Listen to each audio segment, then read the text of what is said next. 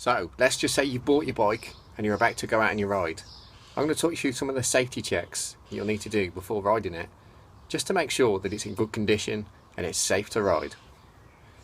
I call these basic bike checks an M check for a very simple reason. We start at the front wheel, the front corner, at the lowest point. We work our way up. We come down to the bottom bracket, or where the pedals are. We go up to the saddle, and then we come down again, forming the letter M. I'll talk you through the process now. Wheels and forks.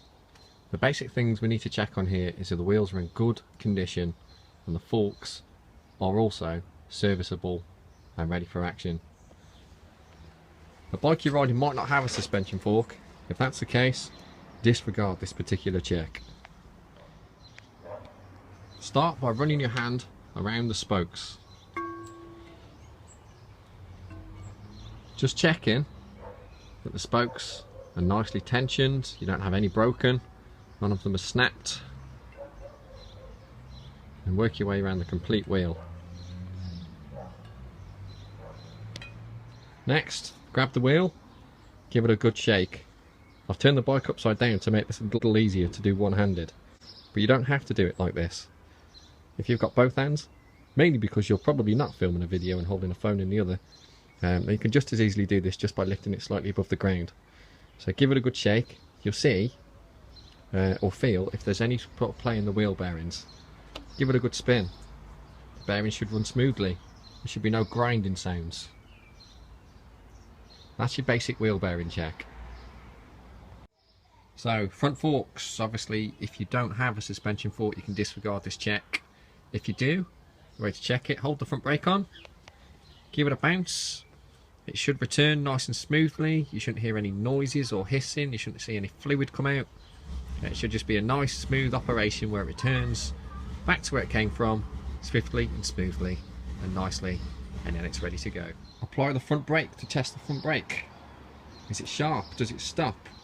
If it's a disc brake, it should pretty much lock the wheel. Coming up to the handlebars, we test what's known as the headset, which is where it steers. So just try it just by turning it first. Does it feel nice and smooth? Hold the front brake. Pushing forward, there should be no play in the headset. If there is play, it means the bearing has gone in it. This one's nice and smooth and tight, so we know it's good to ride.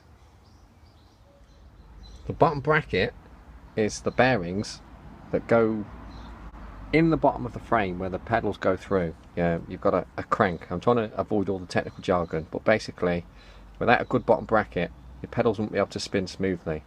The way to test the bottom bracket is by giving this a good turn. Is it smooth? There should be no grinding or any kind of roughness felt in the bearings there. As an extra step, grab the pedal arm.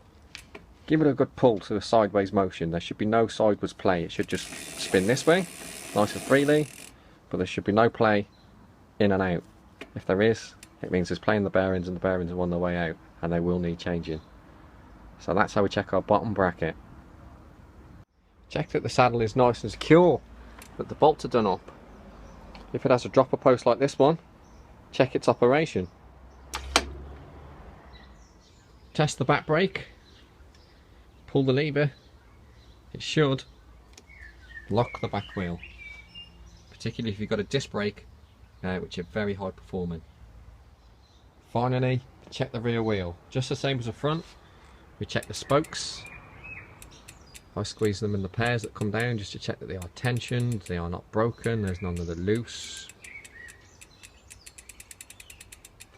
And I also grab the wheel and just check for any side-to-side play come from this central hub here, because if the bearings are nice and tight and in good condition, you shouldn't get any rocking, you shouldn't feel any movement in this section here. It should just literally just spin nice and freely, nice and smoothly, and you shouldn't be able to hear any grinding at all. Check your gears and your chain. The chain should operate smoothly. It should be nicely lubricated with no rust on it. The derailleur, which is what changes your gears, is changed by this device here. Each click should make the derailleur move as you're changing gear. So just a couple of final checks now. Always check the condition of your tyres, check they've got enough tread on, check the pressures. You can do this with a gauge. Check if there's any tears in the tyres or if there's any splits in them, particularly sort of rubber tyres. If it's stood around for a while, sometimes the rubber can crack, so always be aware of that. Check your brakes as well, front and rear. Now this is a disc brake, and I don't know if you can see in there, there's a bit of leaf in there which is a bit annoying, but the great thing about these is you can see these are Shimano, and this is the reason I like Shimano, because you can see from the top without actually taking the brake apart that you've got plenty of pad life in there. I can do this on the front as well.